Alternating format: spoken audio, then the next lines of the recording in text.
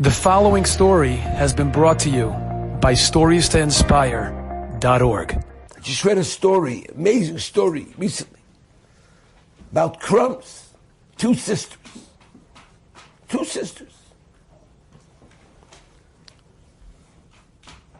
They would get their one little tiny portion of bread, and they would share one portion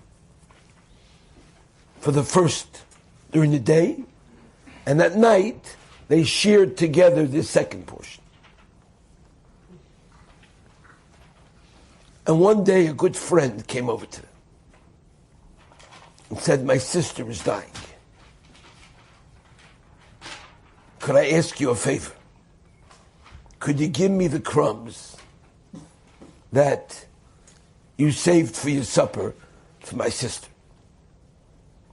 What are we going to have? Nothing.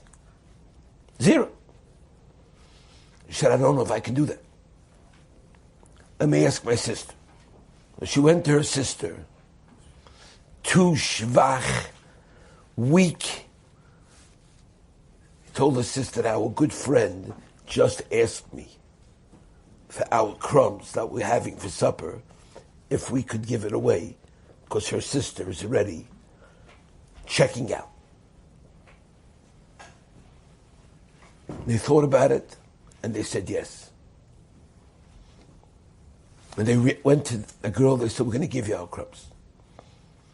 And the sister took some water and put the crumbs in a spoon, and she went to her sister who was laying there, non-moving, opened her mouth, and forced with a spoon the water and the crumbs.